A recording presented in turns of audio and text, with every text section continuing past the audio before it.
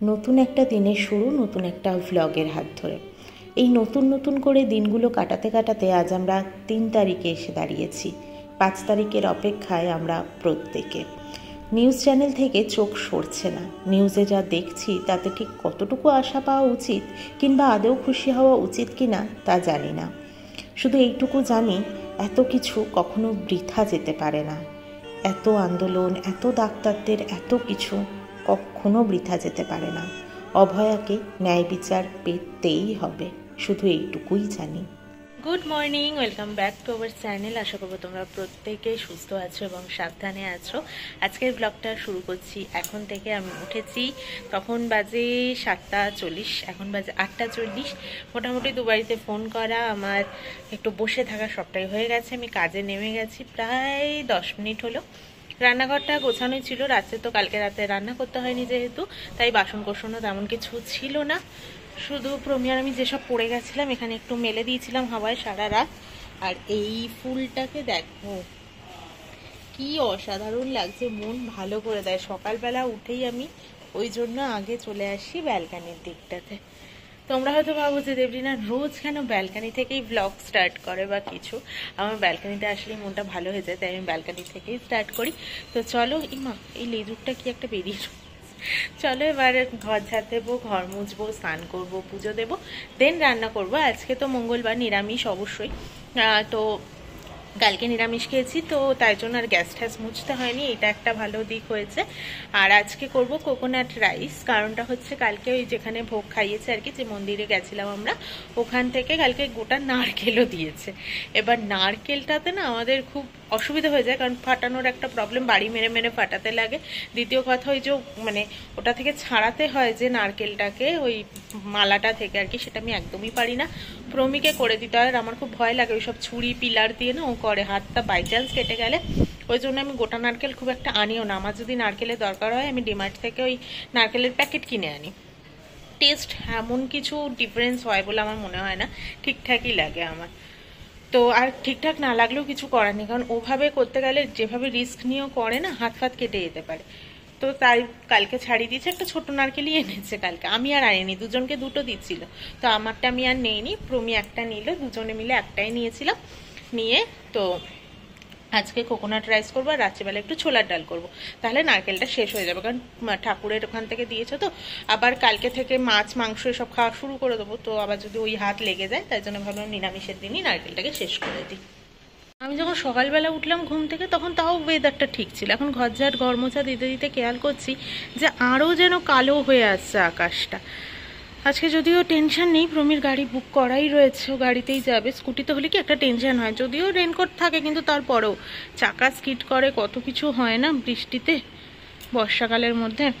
তো যাই হোক, চলো এবার স্নান দান করে পুজোটা দিয়ে নিই।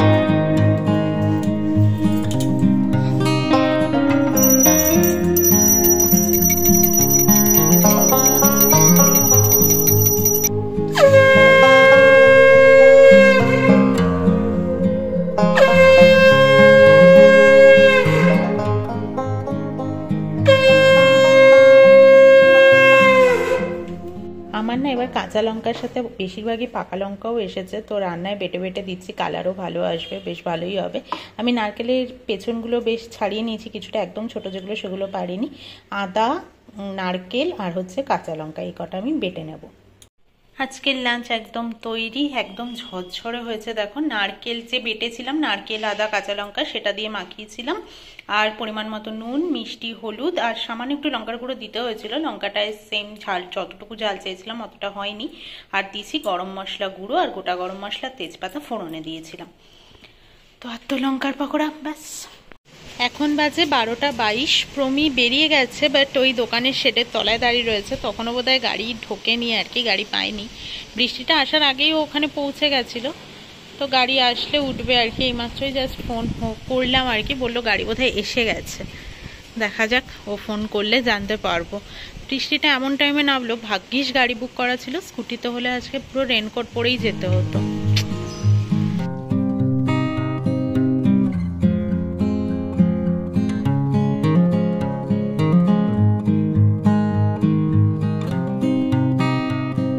এখন বাজে 6টা 35 আর আমি এবার সন্ধে ঠন্ধে দিলাম। দিয়ে এখন কাজ রয়েছে বলতে এই জামা কাপড়গুলোকে ভাঁজ করতে হবে আর গদিটাকেও গুটিয়ে দিতে হবে, আর নয়তো একটা চাদর পেতে দিতে হবে।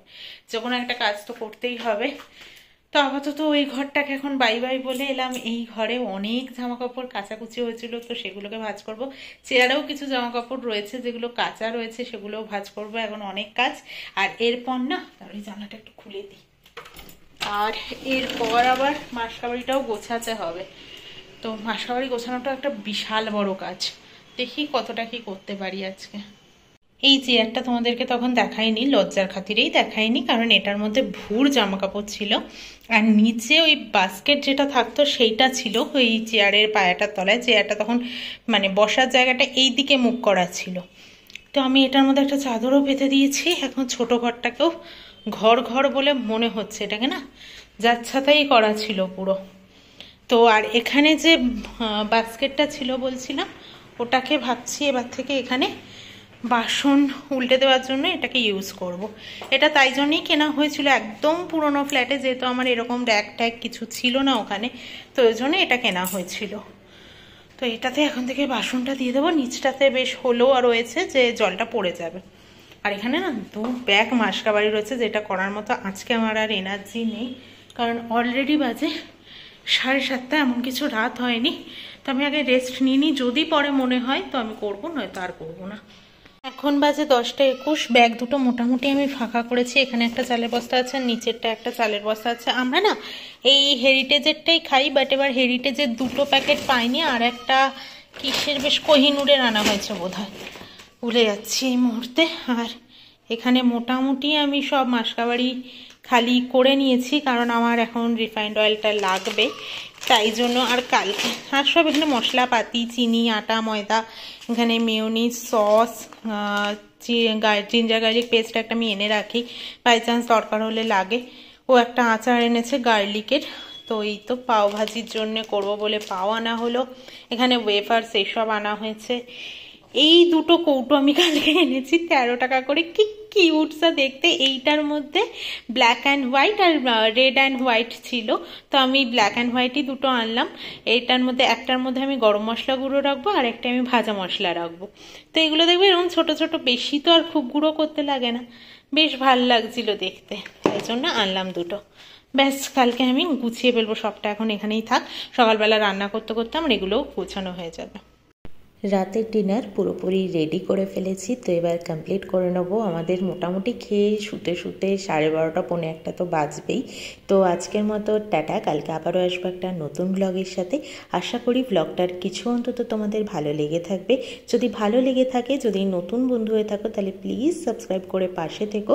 লাইক, শেয়ার, কমেন্ট করতেও কিন্তু ভুলো না। টাটা।